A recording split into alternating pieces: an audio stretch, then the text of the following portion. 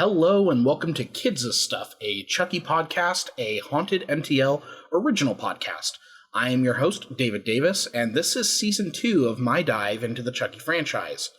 I should amend the I, though, because I have a permanent co-pilot. She was a guest in the first season of the podcast and is my life partner in crime.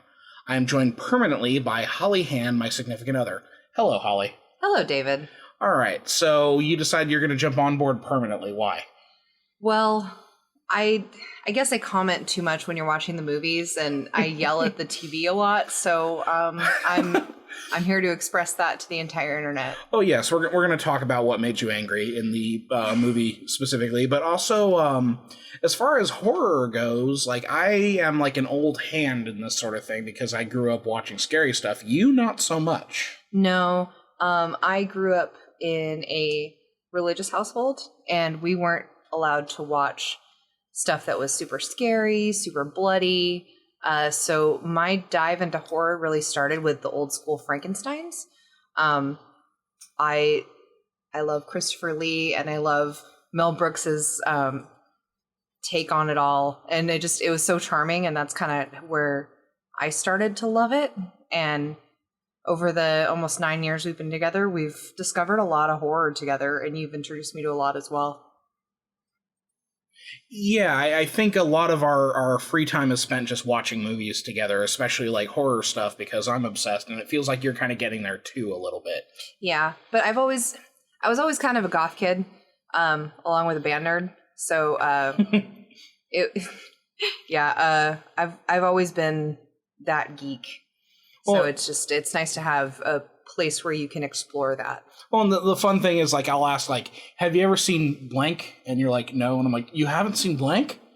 Yeah, like the entire original Star Trek series. He lost his shit. Yeah, I was very disturbed that you had never seen the original series. Plenty of The Next Generation and Deep Space Nine and Voyager and stuff. But anyway, that's not what this podcast is about.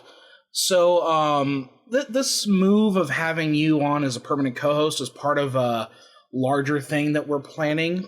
We're not going to really get into it in this episode, but I think a little bit more towards the end of the second season of the TV show. Yeah, definitely. But yeah, it's going to be fun to kind of explore this stuff with someone who isn't as familiar with the franchise and that sort of thing. Like, you've seen them all at this point. You know, I've forced you to watch them, and then you got really into the TV show. Mm-hmm. But it seems like you've maybe become a fan, but we'll talk about that as we go through. Well, I mean, there was that story that I told on my episode where I wanted to have a hearse when I was in high school, and my security system, instead of like an actual alarm system, was going to be a Chucky and Tiffany doll in the back seat. I kind of figured nobody would fuck with it. Oh yeah, and you know it's gonna now you can actually like do that and not be labeled a poser. Wow. Okay. Right. Okay. So let's go ahead and continue. So, again, you're going to be my co-pilot for the whole season of the TV show and the future movies that we're going to cover and other stuff. Do I have a license? No license required. We're unregulated. Okay. I am going to try to attempt to get some extra guests in here. But then again, like the production schedule of that like season and that first season of this podcast was just. That was pretty brutal. Yeah, it was a nightmare. Like, it was, every week you had to get something out. We needed, to hire an assistant to, try and to schedule all of it. Can't afford that. So, and the other thing is also, just scheduling guests. Totally. So it's nice to have someone to talk to that isn't just me talking to myself over and over again. And I think you offer a really interesting perspective on this, too. Oh, thanks. It's also going to be really nice to not hear you just talk to yourself all the time now. Mm-hmm. Yeah, I do that enough with my radio show. Anyway, in the meantime, we're going to cover some of the movies until the show starts and hopefully finish covering the entire franchise by the time this season is over. That way, season 3 is just different miscellaneous topics and, if there is a third season of Chucky, which I'm pretty sure there's going to be. I've got my fingers crossed, but I'm pretty positive. To that end, today we are talking about Child's Play 3. So, before we get into impressions and discussion about the movie, I just want to get some of the details out about today's film, get them out of the way. Specifically, this is widely considered one of the worst movies in the franchise. That's fair. We'll talk about, the problems with the movie. But that being said, The movie was released in August of 1991, and at the time, it was the resolution of what we're calling like the Andy Barclay storyline. Okay, yeah. Right, because Andy kind of drops out of the franchise for a number of years after this one. You know, he's been traumatized enough. We really need to give him a break. Right, Andy has no luck. So how old were you in 1991, David? Let's see, I was born in 1987. You're asking me to do math. 89, 90, 91. I was 4 years old. Oh, okay, 4. Yes, I was 4 years old. I was 2. Oh, wow. Yeah. Yeah, we would not have been allowed to watch these things at our ages, but I did anyway. That explains a lot, not gonna lie. Yeah, my parents let me watch Child's Play whenever I wanted. So the film was written by series spearhead Don Mancini. We've talked about him a lot on the podcast before. Oh yeah, he's fun. Yeah, he's written the entirety of the series. He's a great guy. I really appreciate his insights into movies, especially because he is a movie fanatic. It's when I think of directors who get to do this with their franchise, it's really just like him and John Carpenter that kind of come to mind. Yeah. Don Mancini has been attached with it the whole time, even in the darkest moments where he didn't really get that much power and influence over it. So in the case of this movie, he didn't direct it. He was just the writer. Mm-hmm. But I also want to talk about someone else who we've not spoken a lot of yet, who's been around since the first movie, and that was David Kirshner, who has produced every of the installment of the series up until this point. And I think he's still producer on the TV show and everything as well. The name sounds super familiar. I wish I had looked it up before, but right. I think it is, yeah. So, yeah, I'm just going to give a little bit of background on David Kirshner because, we're at the third movie in the franchise and we haven't really talked about him too much. So, he got his start in the film industry after graduating from the USC School of Cinematic Arts. So, definitely a movie guy. Yeah. So he began his career as a designer and illustrator of album covers for Neil Diamond, right? Wow. And he would also do illustrations for the Muppets and Sesame Street for different projects. Oh. Yeah, it's pretty interesting. So, okay, this is pretty wild, but in 1986, he would produce and create An American Tail.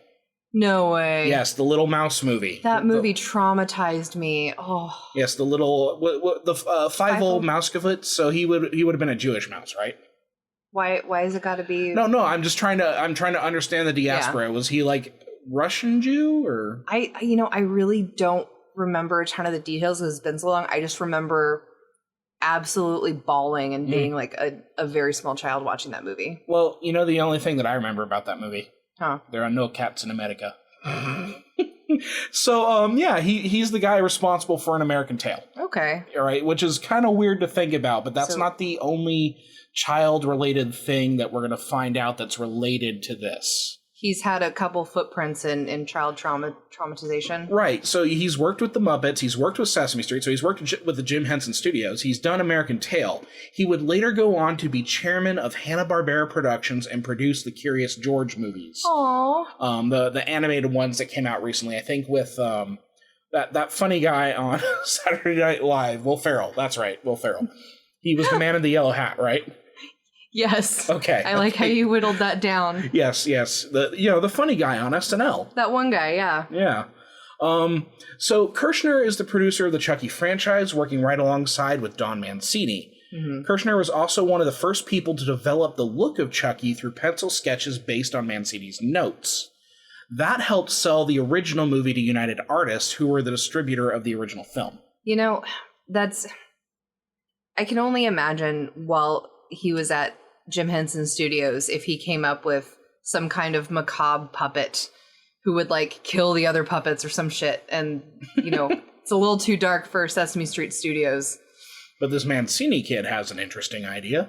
So no, but I just find all those parallels and those associations with stuff that brought me joy in childhood. Which it's all connected. Yeah, and then Chucky also brought me joy in childhood, so there you go. You fucking weirdo. So, Kirshner would eventually bring in the 26-year-old artist Kevin Yeager to put together a team to make the doll for the first film. Now, I'm going to do a separate episode eventually on how they brought the doll to the screen. But I want to mention this because while Kirchner is a major presence in the franchise, I think we should spotlight. I do want to talk about Kevin Yeager later, the special effects technician behind Chucky. Oh, hell yeah. Especially because he is married to Andy's mom. Oh, shit. Yes. From Seventh Heaven. Yes. Catherine Hicks. Catherine Hicks, yep. So, it's kind of interesting how there's like this little family developing here. Wait. Catherine Hicks was also in Star Trek. Yes, she was. And the one with the whales. The one with the whales? The one. They don't call it Star Trek for the Voyage Home. They call it the one with the whales. So, I would argue that like David Kirchner has just as much to contribute to the franchise as Mancini in a lot of ways. Like he seems to be like the one who kind of had the wherewithal to kind of get the thing going, because Mancini at this point was relatively untested. And he recognized the potential of the killer doll concept. Okay, now, so let's talk about the director. The director of Child's Play 3 is Jack Bender, who is a journeyman director who has been attached to major projects, specifically television. Now, when I say journeyman director, do you have an idea of what I'm talking about? He's done a lot. He's very seasoned. Yeah, it's just one of those like reliable guys that like any show or project can bring in, and like he'll get it done on time and probably under budget. Yeah.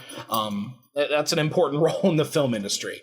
So some of his credits include The Midnight Hour, Northern Exposure, Beverly Hills 90210, The Sopranos, Alias, Boston Public, Lost, Under the Dome, The Last Ship, and Game of Thrones. I love Boston Public. Yeah, that is a fun one. And of course, like Game of Thrones, man, that's like the big TV project, especially in the past, 10 years? Yeah. So, interestingly, he started his career as an actor with roles on All in the Family, The Bob Newhart Show, and The Mary Tyler Moore Show. So he has been around for a long time. If you heard that, that was the cat being taken off the desk. She was not happy about that. No, she wants to be right here as the third co-host. Oh, she's giving me cuddles, but okay, let's continue with this. So, I mention all of this because it's a credit to him and his work, because he is a reliable director, and that is why he has his hand in so many big TV series. And we see a lot of the solid directorial work in Child's Play 3. All right. So, let's get to the 12-ton elephant in the room. That being said, the film is widely regarded as the worst in the franchise, but I would argue it's not necessarily badly directed. No, it comes off like a really long Are You Afraid of the Dark episode. And that's a really good assessment. It does feel like a little bit like a TV movie. Yeah. I'd argue that the most significant issues with it is that the general setup at the military school is not really like weird enough for a Chucky film. No, it doesn't have that like essence of strangeness. It's more of, it feels like there wasn't a ton to work with. Like, it's very limiting. Right, and I think part of that is because they're like, well, if we shoot this thing in one place, that's going to save us money. Oh, so totally. how are we going to trap this kid? Yeah. How are we going to trap Andy in one location? Well, we'll send him to military school. Doesn't necessarily make sense for the character. I don't know. We can talk about that, but he's like a rat in a cage. Yeah, like that's the kind of angle, and then of course the bullying and everything like that. It becomes a very traumatic thing for Andy. Yeah, that the whole Andy's storyline, like what happens to him, seriously pisses me off. Okay.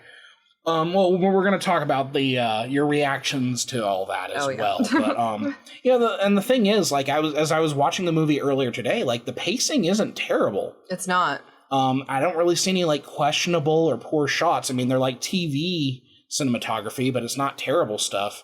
And I think a lot of the problems with the film kind of comes down to the writing. Sorry, Don. Yeah. Well, yeah. And then again, also part of that is because like it was a rush job, because it came out like far too early after Child's Play 2. Yeah, that's fair. And specifically, we'll get into how quickly they turn this movie around. So one weird fact that like caught me off guard, but it was fun to think about, was Don Mancini actually approached Peter Jackson. of Lord of the Rings to make the movie. Is it because he did the, oh God, I can't think of it. Dead Alive? Yes. No, because Dead Alive came out after. Oh, shit. Yeah, so Peter Jackson turned down Child's Play 2 to do Dead Alive. Oh. But, yeah, I would like to think about, like, well, what would the Peter Jackson version of Child's Play 3 be like? It'd be a lot bloodier. You know, very, very possible. You know, it's one of those weird thought experiments. Yeah. So, well, let's talk about the actors in the movie. So, the only returning actors in this film are Brad Dourif as Chucky. You don't see him at all, like Brad Dourif himself. You only hear him. Yeah. You know, so that was an easy paycheck for him. And then you had Peter Haskell as Mr. Sullivan of the Play Pals Company, who returns from Child's Play 2. Yes. Yeah, and they take him out pretty quickly. Yes. Yeah. So the film brings back Andy's character, significantly older, this time played by Justin Whalen. Now, you knew Whalen from what? Jimmy Olsen from The Adventures of Lois and Clark. Yep, so, yeah, known for Jimmy Olsen and Lois and Clark, The New Adventures of Superman. However, we might also know him from John Waters' Serial Mom. Yeah. And the very mediocre Dungeons & Dragons movie. There was a very, very bad Dungeons & Dragons movie that came out like late 90s, I think, or maybe early 2000s. So yeah, so that was Justin Whalen playing Andy. The role, funnily enough, almost went to Jonathan Brandis. Now, do you have any idea who Jonathan Brandis is? The name sounds familiar, but I can't picture him. Okay, now I'm gonna set the scene for you here. Okay. Turn around. Look at what you see. I'm coming up with nothing. Oh my gosh, it's The Never-Ending Story, Part 2. Oh, yeah, I wasn't allowed to watch that either. Wow. Yeah. Sheltered. I was, yeah. Yeah, so obviously, the first Never-Ending Story, fantastic. Second one, not so much. Not the same actor in both. But Isn't that the one with Macaulay Culkin? No. That would probably be the Page Master. Welcome to Holly Doesn't Know Movies. That's fine. So yeah, Jonathan Brandis played Bastian in the second Never-Ending Story. Ultimately, though, Whalen got the role. Okay. That being said, like, I don't think Whalen's bad in this, but like, I don't think he feels traumatized enough for Andy. Yeah, it feels very like, I mean, he's a younger kid. It feels like maybe he wasn't given enough direction. And maybe within characterization building, like he wasn't, I don't know. It was lacking, but also like, I feel like if he was given the proper tools and resources, he could have pulled it off. Yeah, I'm not really even getting that like sense of urgency from him either. Like there is that moment where he kind of like sees the doll being carried by the colonel and then kind of like drops his rifle and like has that moment. And that's about the extent of the trauma, really. Yeah, I think, because there's at one point where he's out doing the drills, and he's like, "I hope Tyler can take care of himself," and that's like, that doesn't sound like Andy. No, I mean the way that Andy cares for people and wants to make sure that like the things that happen to him don't happen to other people. Mm-hmm. You definitely get that within the characterization, but you're right. He hasn't been fucked up enough. Yeah, like with Alex Vincent, you know, again, I think like as a kid, absolutely incredible. You know, like as an adult, maybe not as raw, but with when he was a kid, it was like, oh God, yeah, you could tell this kid has been damaged. Yeah. So yeah, like Whalen, not bad, doesn't feel traumatized enough. Okay, that scream in the background was the neighbors.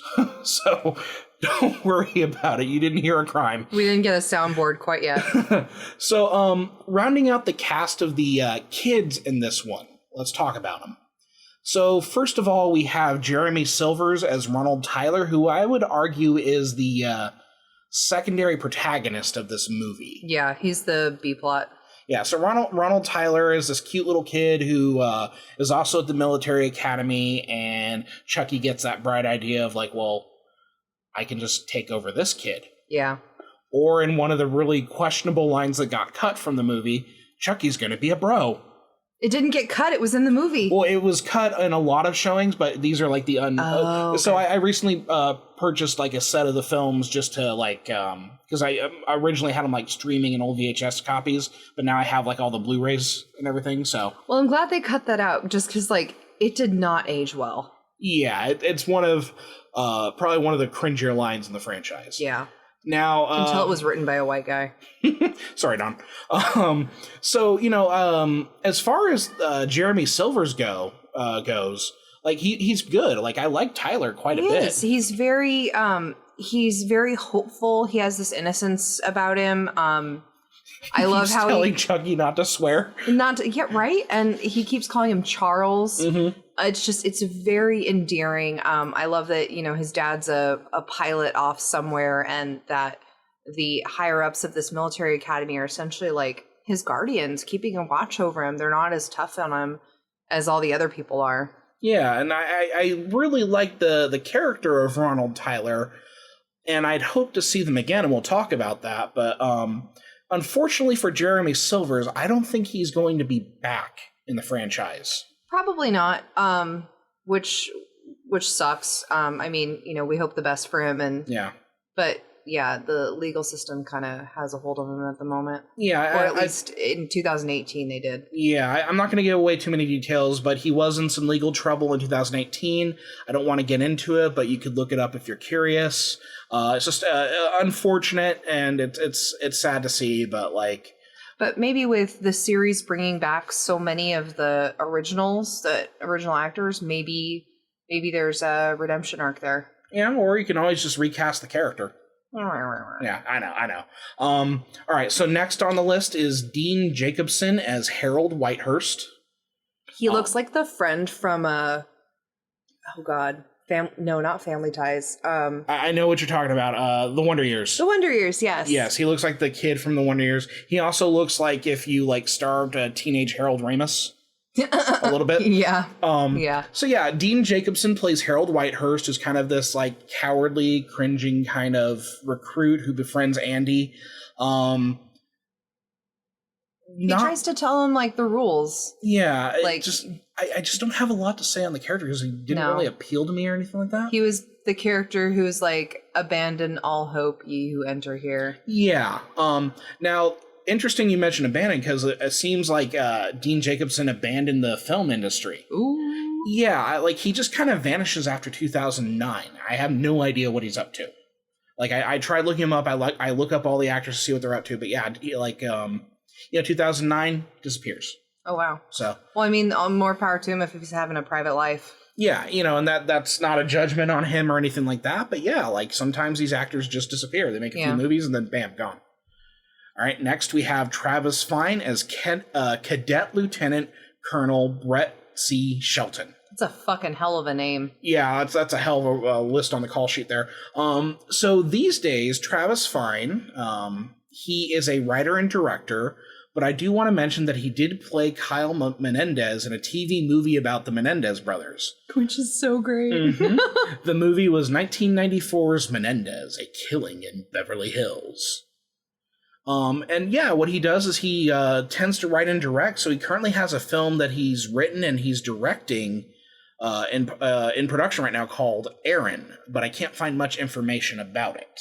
Oh, well, all best luck to him. Yeah. I hope we see it soon. He makes for a good bully. He really does. He's got that whole psychopath. I knew a lot of kids like him in high school because our school had an ROTC program. He's a power tripping narcissist. Yeah. He loves the authority and everything like that. So yeah. But yeah, I thought Travis Fiennes was pretty good. But let's talk was he fine? He was Travis okay. So let's talk about the best character in the movie, played by Perry Reeves, and we're going to be talking about Kristen De Silva. De Silva. So I saved De Silva for last here because she is my absolute favorite character in the movie, and that is saying something because I love the character of Andy in general. Maybe not so much in this, but Andy is my favorite character in the franchise. Yeah. Well, isn't Chucky your favorite character in the franchise? Chucky's everybody's favorite character. But you can't, like, you have to pick someone who's not Chucky as well. No, yeah. De Silva, she stands out not only because, you know, she's the only lady in the main cast. It's not just background, but, like, she's just fun. Yeah, no, she's cool. She's like, she reminds me quite a bit of Kyle from Child's Play 2. Yeah. You know, like kind of resistant to authority, that sort of thing, which is cool. Now, as far as Perry Reeves goes, she's still out there filming stuff. She's most recognizable for her work in Entourage and the movie Old School. So, I checked. I don't see her in the cast of Chucky season 2, but like I'm hoping that like they're gonna tease that out. Yeah, I hope they have like some deal with IMDb that they're not going to release names until like closer to the show premieres. Yeah, because I think that would be really cool, but you know, we'll see how that goes. Now, let's talk about the adults of the movie, because oh boy, you had some issues with some of them. Oh yeah, well, just like the critically failing adults in this whole movie. Well, and that's the part of the fun of the franchise is that like adults don't know what the hell they're doing with these kids. They really don't. So the adults of this film feature a lot of character actors such as Dakin Matthews and as Colonel Cochran and Andrew Robinson as Sergeant Botnick. Now, Robinson in particular would be recognizable to horror fans as Larry in the original Hellraiser. Fuck yeah. Yeah, so he played the father and everything like that. He's also familiar to Star Trek fans because he was Garak, a Cardassian, in Star Trek Deep Space Nine. We're bringing it back around to Star Trek. Hell yeah. So Robinson's been working in the industry since about like the early 1970s, but he has kind of slowed down in recent years. Which is fine, but you know, he's still voicing like Garak in the Star Trek Online video game. Oh, that's awesome. Yeah, it's cool to see. I was gonna say he looked like 40 in 1980, so I can only imagine. Right, yeah, Botnick has a look to him. Now, Matthews, though, this is Dakin Matthews, seems to be killing it. He was recently on a show that you and I watched called The Gilded Age. Ooh, who was he in The Gilded Age? He was one of the rich assholes. Oh, okay. Yeah, you know, because there's a whole bunch of rich assholes in that show. Was he Carnegie? I wouldn't be surprised. I couldn't find his character. He's got that look. Listed, but he looks, yeah, like he could have been playing Andrew Carnegie. Now, I've also seen him in the True Grit remake as well. That one was good. Mm-hmm. So he has over 160 acting credits on the Internet Movie Database. Fuck yeah. Yeah, so he's one of those like character actors who just like nails it. So yeah, that's the cast of the film, and like as a whole, like I don't see any of the performances being like a problem. No. Like the acting isn't bad at all. It's like maybe it's what they were working with. Yeah. So sorry, Don. So, Child's Play 3 came out in 1991, was technically set in the future when it came out, because it was set 8 years after Child's Play 2, which was set in 1990. Okay. So, 1990, the events of Child's Play 2 play out with Andy and Kyle taking out Chucky. 8 years later, Andy is now 16 years old. So 1998, that's when Bride of Chucky came out. Yep. So this is it supposed to run consecutive to it? Mm-hmm. So this puts the movie at 1998 in the timeline. So the events of this movie take place a month before Bride of Chucky. Fuck. Okay. Yeah. So, you know, one of the things I love about this franchise is like if it's been in the franchise, it's been in the franchise. They're not going to retcon it or anything like that. So how do you feel about this whole thing about like the third movie going into the future and then picking it up? Oh, I'm fine with that. Yeah, because it's primarily Andy's story in the sense of like, you know, we don't, you know, see all of his trauma that happened in the foster home, or the multiple homes he's been in, but I like it as a concept because it gives room for more. If they wanted to, before Bride of Chucky, they could have done more like the misadventures of Charles Lee Ray running around in the Chucky body before, you know, he found out where Andy was at the military school. Mm-hmm. You know, and yeah, it's also one of those weird things like, so I guess the factory was shut down for like 7 or 8 years, and then like they like remelt the wax or something like, or they remelt the plastic, and he had that really gruesome scene with the claw like digging into the melted Chucky, and then like there's blood everywhere, and it looked like a Lifesavers creamsicle thingy. Just the way like it twisted around, and then it went into like this weird James Bond style. I was thinking like reverse Halloween. Oh, yeah, because in Halloween the pumpkin rots, but in this one, like the rotting, melting Chucky like reforms into something, and then it ends with that really fun little scream of his. But yeah, no, I really do love that this film is just like, nope, we're gonna keep this timeline going. Everything that's happened does happen. There's no real adjustments or anything like that, which is fun. I really appreciate that. Yeah. So, Holly. Yes. What do you know about the video nasties? A lot. Don't look at my internet search history. No, but seriously. I have a vague idea, but go ahead and elaborate on that one. Okay. So, Child's Play 3 was thought to be classified as a video nasty. Oh, okay. Right? Yeah. Is that thing? Okay. So, the movie was caught up in a kind of generalized moral panic where people would create connections between movies and real-life crimes. The video nasties were a thing in the UK. Okay, yeah. So, while Child's Play 3 was not actually banned in the UK, a lot of the retailers took the video off the shelves based on what I've read. Like, I'm not someone who grew up in the UK, so I wouldn't know. In this case, it was suggested that the film inspired the real-life murders of British children James Bulger and Suzanne Capper. But the authorities and most reasonable people have discounted that theory. Yeah. It sounds like they used it for a political agenda. Yeah. So I feel like covering the true crime angle would be an interesting story eventually, but like not necessarily right now. But if you're interested in those cases, they are very very upsetting. So just watch yourself if you're Googling them or anything like that. But it's an interesting story, but it's that weird intersection between like culture and pop art and how there's like that tension. Yeah. Well, like the older generation seems to overreact to things that the young kids are doing. Yeah. So, well, like right now I'm reacting to the fact that people are cooking their chicken in NyQuil. Yeah, Dave has a weird thing with TikTok. It's kind of funny. Yeah, I don't have TikTok, but no, it's he reminds me of an old man. Mm-hmm. He's like, "What are these children doing on the application?" Well, one of the things they're doing is cooking their chicken in NyQuil. This is how we become old people. Yeah, this is how the species ends. Okay, so the video nasty craze is fascinating and part of like an ascending moral majority in the US and the UK at the time. Mm-hmm. It had an interesting history and it kind of led to an actual horror boom. Because you try to stop people from watching their gore, they'll find it anyway, right? Oh yeah. Well, I mean, I kind of experienced this in my own home because my dad would not let me, like, as soon as I found out like what Dungeons and Dragons was, I thought it was so cool. Like, because we like Lord of the Rings in the house, so we were big nerds. But when I brought it up to him, it was like a huge taboo. Mm-hmm. I guess because back in the day, it was linked to supposedly Satanism, which we all know is bullshit now.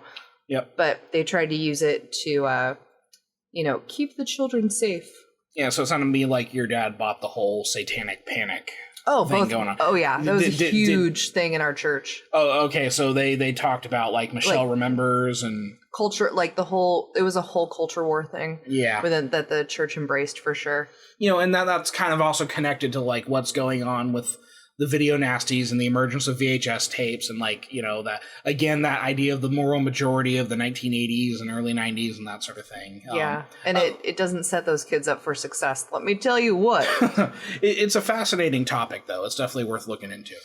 Now, Don Mancini was not generally thrilled with the movie.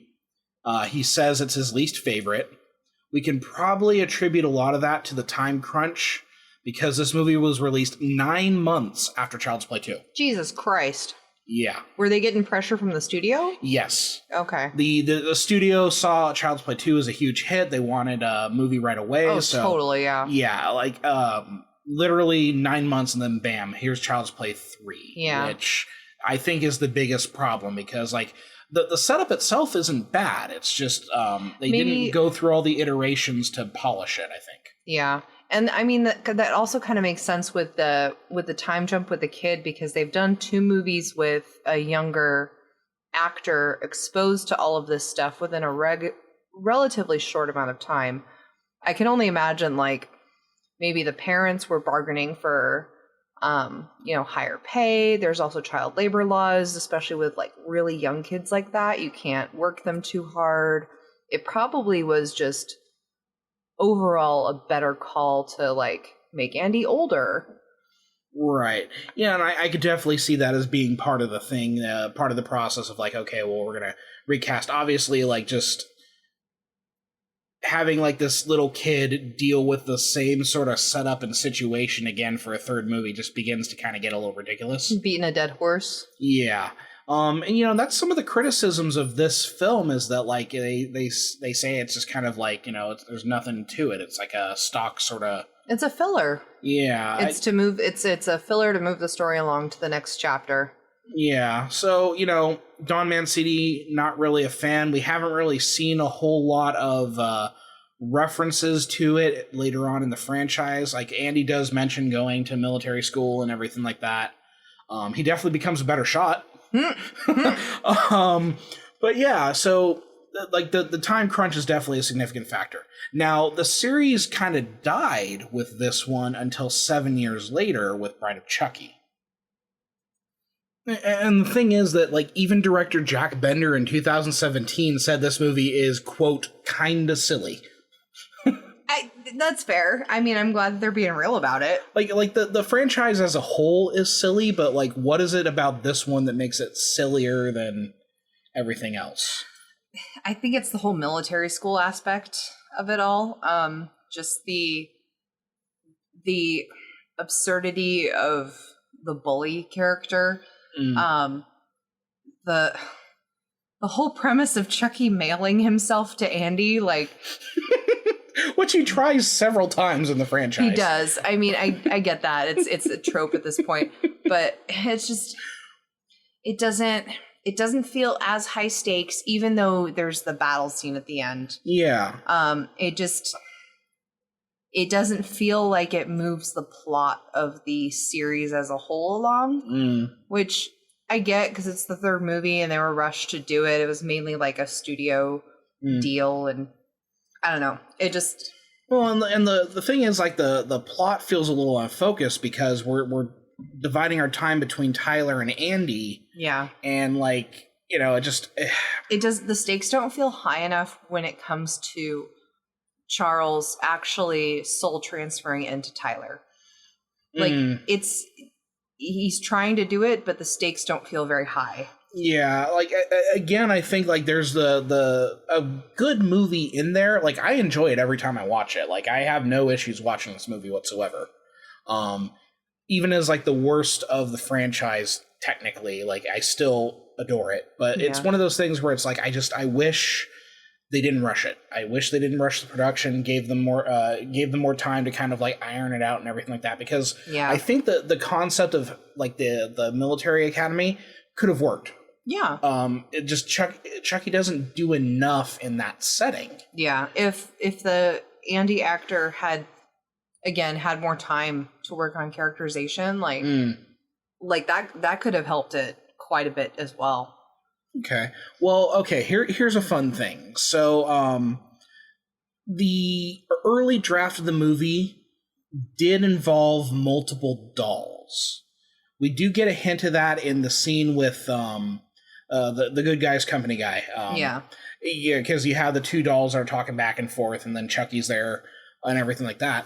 But for a long time, Don Mancini has wanted to do like a ton of dolls. He just wants to fuck up the continuity and just make everyone question everything. Yeah, like he wants to gaslight us, like, oh, is this doll a Chucky? Is that doll a Chucky? So the idea is that he wanted to do this for a long time. Didn't really happen until Cult of Chucky, like 26 years later. And then J.K. Rowling ripped all of it off for Voldemort's Horcruxes. Horcruxes, yeah. There's actually kind of a fun parallel there, isn't there? It's interesting that, like, and Don Mancini was thinking about this clear back in Child's Play 2. He was like, okay, maybe Child's Play 3 we can do it. didn't pan out. And it took 26 years, but it finally happened in Cult of Chucky, and that opened up a whole hell of a lot of opportunities, too. Yeah. Especially with the TV show. So, now, as far as the military school, I kept thinking about, like, where I had seen it before. It looks like one of the sets for Jag. If any of you out there, your parents made you watch Jag... I'm looking at the inside and like these half wooden walls with like the cubicle windows. Mm-hmm. Like, I've seen this shit before. Well, I did check on that, and it was not a location where they shot Jag. Oh, man. Right. So, the military school was Kemper Military School in Boonville, Missouri, which that is a great name for a Missouri town, Boonville. I'm pretty sure I've got family out there somewhere. You know what? Me too. Me too. Ew. Yeah. So Boonville, Missouri. The location has been used for a couple other films, generally not well-remembered ones, a lot of them. Like, the Academy was very hesitant to, like, let people shoot there depending on how the military is portrayed. That's fair, yeah. I get that. You know, at least, like, you know, for the most part, the military doesn't seem all that crazy in Child's Play 3. Like, well, that and wouldn't this be, like, when the Gulf War is going on? Yeah. So, again, not a whole lot of well-remembered movies, but one weird divergence point in film history here. It was being considered for National Lampoon's Animal House. Wow. Did not happen, but it was one of the places they were thinking about shooting Animal House. Holy shit. Right? But yeah, it's one of those places, like, I kept confusing it for, like, the internal shots, I kept confusing for, like, locations from the movie Evil Speak. Okay. Yeah, the one where Clint Howard summons Satan through a computer. Yes. Brilliant movie, by the way. But no, because like the inside of that military academy has this kind of generic look to it. It does. It's, you know, military design. So yeah. Yeah. So it was not the one from Evil Speak. That was actually California. Also in California, however, is where the rest of the film was shot. A lot of locations shooting was at that military school, but also at the Universal Backlot in Los Angeles. And then the carnival scenes were shot in Valencia, California. That carnival, I love that carnival. Yeah, I question the logistics of the carnival, but we'll get to that. The movie was also the first in the series to use computer controls to operate the Chucky puppet, specifically with the lip syncing, which is one of the hardest parts of like doing this sort of stuff with puppets and animatronics. Oh, totally, yeah. So the effects artists who handled Chucky in this film were N. Brock Winkless IV, who has a fascinating name, and Van Snowden. Now, Winkless had worked as a puppeteer on the franchise from the start and up through Bride of Chucky. So he did the first 4 films of the franchise. Nice. Van Snowden would work on Child's Play 2 and 3. However, he might be best known as the primary puppeteer for HR Pufnstuf. Holy shit. Yes, he was even the HR Pufnstuf in that episode of My Name is Earl. Oh, wow. He was the primary actor in the Pufnstuf suit. Yeah. Which is like another weird childhood thing because like I didn't grow up with Pufnstuf like while it was airing, but I caught a lot of the reruns as a little kid because I'd stay up late and watch Nick at Night. My mom always told me about HR Pufnstuf, and that was like her favorite show. Yeah. And like she did not understand the drug reference. I loved it. Like I was 8 and I knew it was a drug thing. Yeah, well, you're kind of demented. Okay, that's fair. But yeah, so that's another one of those weird... So we've got Sesame Street, we've got the Muppets, we've got HR Pufnstuf, we've got An American Tail, we've got Curious George. So all of these childhood things, and like, just I love it because there's this demented aspect to all of their history, and just they all have the base knowledge for it, and they're like, okay, let's make something really fucked up. Yeah, and I could just see these like veteran puppeteers like, oh man, we're gonna make a we're gonna make a child's puppet like stab somebody.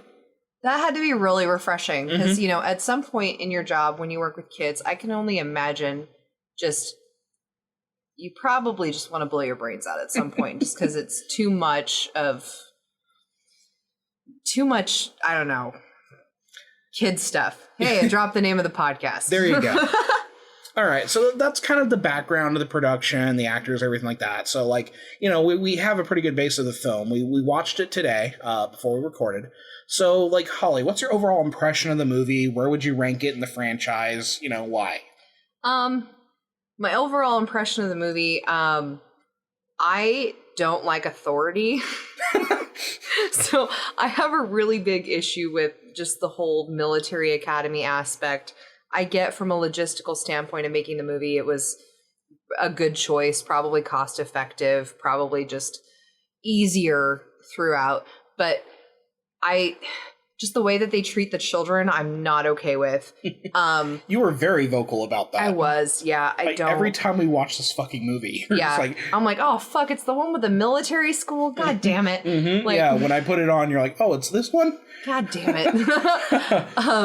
But yeah, it's like color wise, it's very bland. So it's just, everything's all gray, and I don't know. I don't like the bully. He's an asshole, which I get is the point of his character. Mm-hmm. Ranking wise within the franchise, it doesn't really stand out. And I don't mean to, bash the director, the writers, the creators, the actors, anything like that. It's just everything else seems so much more dynamic in comparison to this one. It just... the director's saying that like it's kind of silly, but it's also like it's not wacky enough for a Chucky movie. That's fair, because the next one's Bride of Chucky, and that one is just so fucking out there. And that's the one that kind of defines the franchise as a whole at this point, I think. Yeah. But so like now as a horror film in general, because you're building your experience with horror films and everything like that, how do you feel about it? It kind of reminds... Okay, this is going to sound weird. This kind of reminds me of, like, Full Metal Jacket. Oh, I mean, definitely, for sure. Yeah. They even have the reference, this is the rifle, this is my gun. Yeah. Yeah. And in the sense that it's different in the, like, first and second act and how it builds up to that third act and the chaos that ensues there. Mm-hmm. But it's kind of psychologically traumatizing in the sense of like, Andy's been through so much. Why the fuck is he here? Right. Like they mentioned, in the beginning, there were settlements. So obviously there were lawsuits, and Andy's mom ended up in the mental hospital that is mentioned later in the film. So he's obviously a ward of the state. Who the fuck was his caregiver that said, yeah, let's put him in military school? Mm-hmm. That's going to be great for his fucking development and mental health. Right, and it's just one of those things where, like, when De Silva and her friend are going through the filing cabinet to dig up Andy's information, which they're just able to find in the filing cabinet, no lock and key, right. They pull up a psychiatric report. Yeah. And it's like, should this have been, like, factored into him being there? Yeah. Because it's not a place where, obviously mental health is leaps and bounds beyond what 1990 had to offer. Mm-hmm. But just, it plays into the whole, like, the whole bad kid economy of, like, sending your kids off to camp to set them straight. It's just how adults were thinking at the time. Yeah. And it just pisses me off every time I watch this movie. So I'm like, they should not be treating those children that way. Right. We know better now, mostly, I think. But Fuck, I hope so. Right. So I don't find the movie particularly scary. Yeah, then again, I'm weird with horror. You know are. that it takes a lot to scare me, and usually like it's just like a physical thing where someone like has to like touch me or something without me looking to like scare me. Yeah. That is, unless I'm like really focused on something and then you come around the corner to ask me something. I'll just stand there silently and he'll look up and jump. It's great. Yeah, so like a horror movie doesn't bother me. Like I can watch people like get their guts ripped out all day. But yeah. So, it's not super scary. Like it's definitely not my favorite of the franchise, but I still like it. I still enjoy it. It definitely helps you understand like Andy's or at least, moving forward to when he comes back in the series, you understand like Andy's frame of mind. Mm-hmm. Like he wasn't given the proper tools to heal. Obviously, because his perpetrator is still at large and not come to justice, but just the fact that like adults haven't believed him, he's been put through foster systems. And, God only knows, what that can imply when it comes to SA and just, like, overall neglect. And then he was put into, like, the military-industrial complex. Mm-hmm. And then, like, he's just housed this paranoia for so long. Well, that and the bullying, that's just, like, very obvious. Like, any of the adults who were in charge there could have noticed, like, okay, well, there's some clear issues here with the children bullying each other, and they just kind of, because, again, it's supposed to, like, I put away childish things, that sort of thing. They're like, oh, it'll just toughen you up. No, it's detrimental to your character. Yep. So, go ahead and guess the Metacritic score for this movie. Oh, God. It's out of 100. Out of 100? Okay. I was going to say like 5.3. It's probably at 64.8%. Oh, you are very off. It is 27 based on 13 critical reviews. So they have 13 reviews on the Metacritic. But yeah, it's based at 20 it's 27. Well, I mean the pool isn't that large there to pull from. Okay. Now guess the user score. On a scale of 1 to 10. 3. It's an 8.2. 8.2? It's really interesting. Like, so, like, yeah, I mean, Child's Play fans, Chucky fans, like, they enjoy the movie. Yeah. It's not their favorite, but, like, there's something about it. Again, it's a lot of, like, we just want to hear Brad Dourif, like, cackle as he, like, tries to kill people. Yeah, fair enough. So, yeah, it's, like, obviously not a critical darling. But the fans, I think that's a pretty fair assessment of it, is that Metacritic score. Now, let's get to the real question. What's the best kill in the movie? Botnick. The fucking barber. Good God. Right. Yeah, I thought that was a pretty fun one. Can we just talk for a moment about, like, the weird thing going on with the hair in the movie? Ew, okay, right? Y'all. Okay. In the barber scene, if you're not necessarily paying attention, it can just go right by you. But he's got locks of hair from every kid that it seems like every kid that he's given a haircut to on their first go around. With their photos as well. These are minors. Mm-hmm. And this is like, what if Bill Joe Treve just took a wrong turn somewhere? Y'all, it's bad. The other thing is, like, he doesn't seem to understand how to do haircuts, because he doesn't. Like, he'll trim someone and say, "You're bald now." Yeah. And then, like, the flat top that he gives Andy is terrible. It isn't flat at all. It's not a buzz cut. It's not a flat top. It comes out like Johnny Bravo's hair a little bit. It's bad. Like, I think like, the character is fascinating, but yeah, it's just like, number one, he doesn't really know how to give a haircut. No. And then just, the locks of hair is just such a weird detail. It's very serial killery. But it's also one of those things where it's like, in the franchise, like, Chucky's supposed to be the big bad killer, but it's like he ends up killing people who are like, well, that's kind of good that he took that guy out. Yeah. If that guy seemed like he was going to escalate things with somebody. Yeah.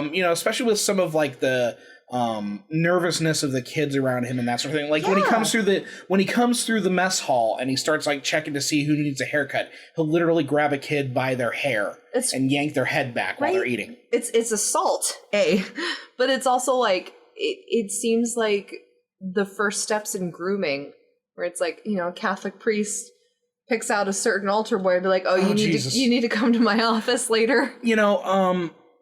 There is kind of I can't quite put my finger on it, but he's a pedo. There is a little bit of, like, a sexual angle to it, I feel like. I can't, like, really pick out why, but you just kind of... I think it's the way that the actor plays it, because as soon as you had said while we were watching it that, that was the dad in Hellraiser, I couldn't not see it without that, like, that gravelly, like, horny voice that he has throughout Hellraiser, even talking to the daughter character, he's just, like, horned up all the time. Well, that's after he gets taken over by No, totally. But even before that, it's just, there's, like, this creepy old man quality to it. Okay. That, I don't know, maybe because I'm a chick, I can pick up on that stuff. Okay, yeah. He's got this underlying tone that he's gonna fuck the kids. I mean, it feels like it. It really does. Like, I don't know. I can't like put my finger on why I get that kind of vibe from the character. And I think it's probably the locks of hair and the photos of the kids. I think that's it. It's one thing to like have the locks of hair and like have the names up and have it be an intimidation tactic for the kids who come in. But to have the photos as well, that's like, it's an invasion of privacy. And it's also like, this is my book of victims. Well, and then you also have the fact that he's kind of in a basement. Yeah. And then he has that really garish pinup thing on the wall where it's like, you know, it's the commando woman in the camo makeup and everything like that. And it's just like, this guy seems like he would try to like give a kid a beer and then touch them. Yes. That's the vibe that I get. That's definitely the vibe. So, so Botnick's death, pretty well deserved. Like, you know, I question why the straight razor was attached to the chair and with open.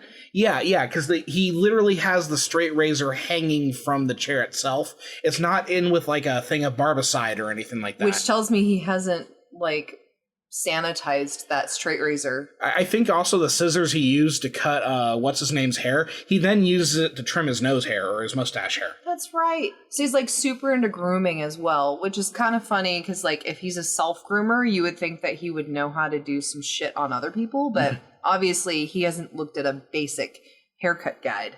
Yeah, you know, Botnick's death was fun. Like I don't understand why the razor blade was just hanging from the chair though. That just seems dangerous. Yeah. Okay, I mean that's fair. Now as far as my favorite death, I think it was the garbage truck. Now that one has always fascinated me. Like I always find it to be very like gruesome and messed up because like the guy gets ground up inside the garbage truck, his arm gets severed and everything by the thing closing. But I want to talk about something that's always bothered me. Yes. The garbage truck has a spiked drum of death inside it. Now, I never really thought that like garbage trucks had like spinning drums in them. Yeah. But I had to look this up and they do not. Literally, the inside of a garbage truck, it has a pneumatic press to compress the garbage and that's it. So what sort of fucking garbage truck is this? Did they have to build one? Like, they probably had to, like, grab an engineer and, like... Like, maybe it's an old form of garbage truck, but that just does not make sense to me. Does any of the listeners work in sanitation and know, like, what's up with this? Because this garbage truck is a death trap. Right, and it's just this obnoxiously large spiked drum, and these spikes are big, too. It's like it's visually fascinating, but like it makes no sense. I have not seen. I spent like an hour looking for examples of garbage trucks that have spiked drums in them. Could not find them. So if someone does have an answer, I would be fascinated. Now there are of course some great moments in the film regarding deaths and everything like that. So like the ammo swap death with Shelton is absolutely fantastic. Yeah, that was great. That was very well deserved. It's also one of those things where I like when Chucky's able to kind of like set up something. Yeah. Those are always really fun when he's got that little setup. So he takes all the paintball ammo, replaces it with actual bullets, and then just it's great. Which is so weird because if anyone has played paintball, y'all know that those guns aren't set up for any kind of actual live ammunition. So like realistically that could not have happened. Yeah, I don't know enough about paintball because it looks like it was just like a modified bullet with a little capsule of paint at the end. Okay. I don't know how that works. But like they didn't check their ammo before they set out for the engagement. There's a lawsuit with Rust about this right now, guys. Come on. Right, exactly. So it's one of those things where it's like one of the more ridiculous elements of the film that like, again, the spectacle of it's really fun, the chaos of it, but like it doesn't make sense. It doesn't. Then again, like just Chucky fucking with people is great. Like like when he kills Sullivan at the beginning of the movie. Yeah. Just Chucky like gaslighting him and everything like that. Oh, so that good. was great.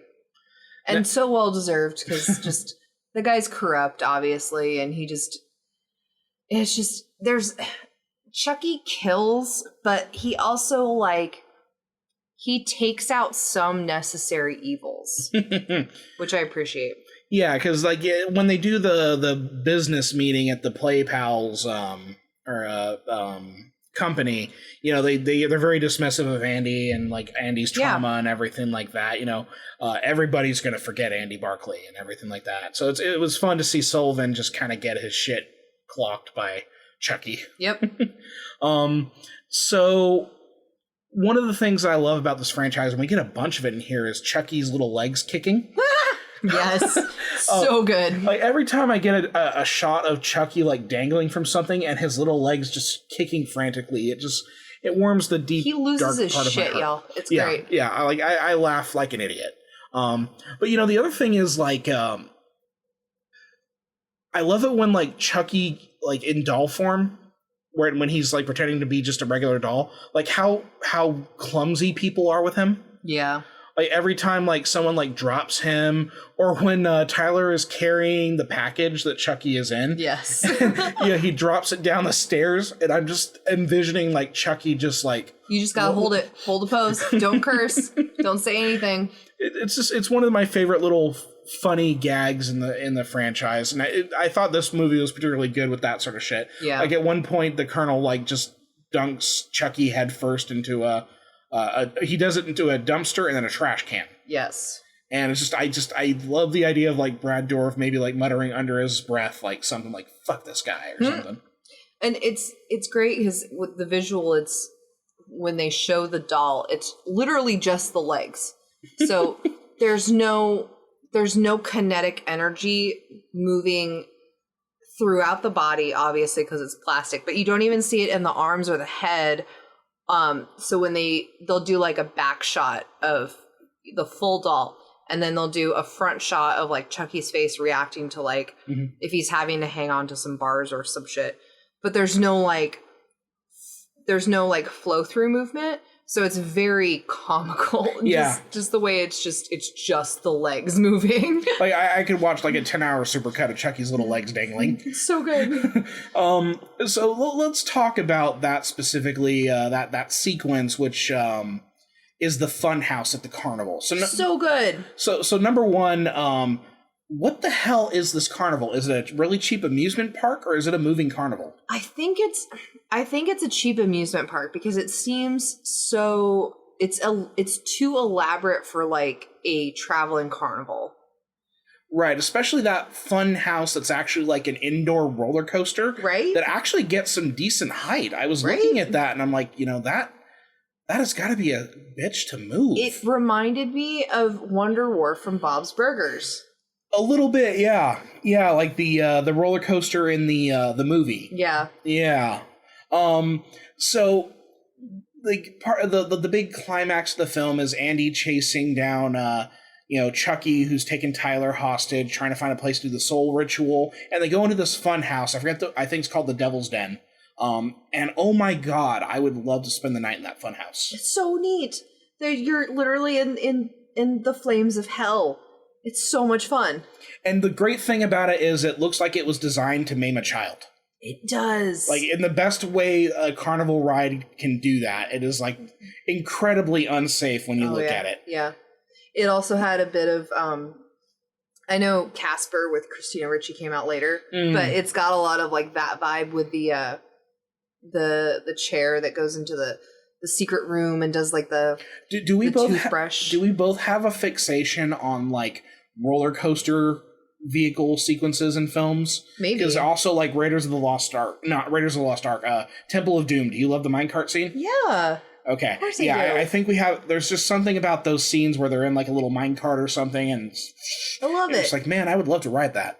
But yeah, like number one, the track seems super dangerous. Yeah. It seems like it's gonna fall apart if like one screw goes loose. Right. There is that giant fan.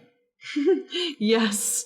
That like consumes like Chucky, like absolutely obliterates him. It doesn't even have like a safety net on it. Mm-hmm. And it's like a giant industrial fan meant to move like fake like fabric flames, but there's not enough fabric there to dictate the need for an industrial fan. Yeah, it's a little oversized. Right, which, completely ridiculous. But I think my most favorite ridiculous part of that ride is the Grim Reaper with his scythe, because that is very flimsy metal. Yes. But for some reason, it is able to, loose off, several layers of Chucky's face. Right? And I'm just like... And when you look at the ride, you see that, that scythe comes really close to the tracks. I mean, the 80s had a lot of really, lax safety measures. I mean, lawn darts were still around, right? Right. And speaking of darts, when Chucky was going after Sullivan, he was using those darts to, Yep. Yeah, it's always fun to watch Chucky just, enjoy his work. He right. He does things with a smile. But yeah, just there's something about that. It's very unsettling because it's why? It's obviously a prop. Why is the prop sharp? Yeah, why is it able to take off someone's face like that? So obviously the carnival is not, the most safe. Right, but then again, what carnival is? That's true. You go for the thrill. Right. In more ways than one. Now, I guess that comes up, it brings up a good question, because we're moving into season 2 of the TV show. The TV show, fantastic so far. I adore it. Not a whole lot of references to Child's Play 3. So, do you think they're going to kind of keep that up, or are you hoping to see, De Silva and Tyler remake an appearance? It would be really neat. I appreciate that they're bringing back the original actors in some capacity, just because, it's so common just to recast a character, but to show respect to the actor, in a way that you don't see a lot of that. And it's not just fan service, but it's hey, not a lot of child stars, they, there's a reputation for them, kind of going up in flames in general. So it's nice that they would do something like that and bring back the original actors.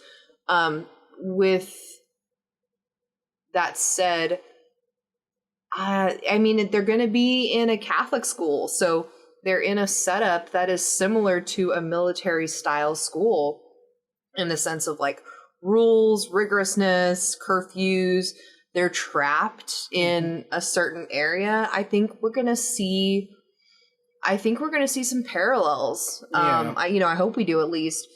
I hope that the production has realized we could do a little bit of a redemption for Child's Play 3 here.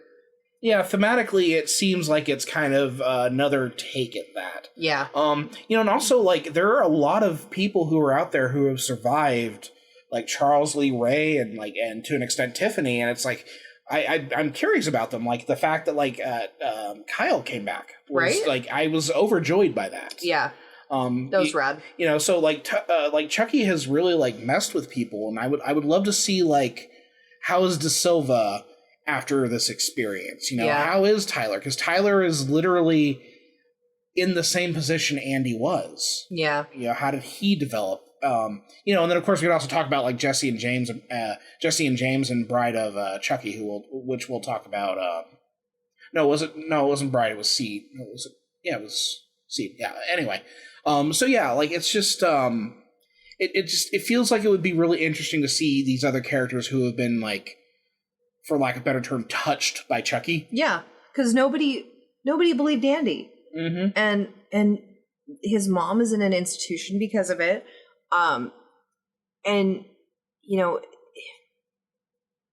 It's a great opportunity for there to be a survivors group or, their own little version of AA. Yeah. So, I'm hoping that we might get some more Child's Play 3 references, because it is kind of the black sheep of the franchise in the sense that the people who made it weren't super feeling it, but also it's not that bad. It's not. It gets a lot of undeserved hate, I think. But, that's kind of where we stand, I think, with Child's Play 3.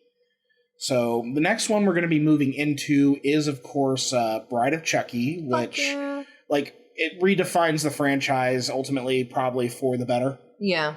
It introduces an incredible character, incredible actress. Yes. Takes on a much more comedic tone. Absolute smoke show. Mm-hmm. And it gets a whole lot gayer. It really does. I'm so excited. Yeah, it gets a lot more queer, which is a lot of fun. You know, that's one of my favorite things about the franchise as it stands now, is it's very, like, it's fun. Yeah. So, with that being said, I think we can go ahead and wrap up here, Holly. Any other final thoughts on Child's Play 3? Don't treat your kids like shit and send them to military school, because holy fuck. Right. So if you are listening to us, thank you. We're aiming to probably get another episode out next week, which will be for Bride of Chucky. And then after that, I think we slide immediately into... my DMs? Yeah. No, we slide immediately into the Chucky TV series Season 2. So with that being said, again, thank you for listening. It's good to be back. Say goodbye, Holly. Goodbye, Holly. There we go.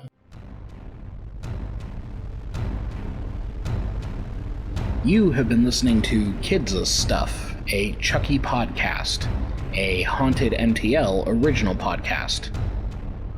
Our theme is Pop Goes the Weasel by Kevin MacLeod, remixed by Def Beck. You can find Def Beck at deft_Beck on Twitter.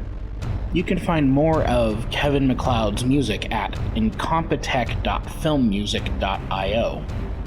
If you want to find out more about me, the podcaster, you can just go to hpkomics.com, hpcomics.com, or you can find me on the socials at hpkomic. For more great horror content, do not forget to visit HauntedMTL.com.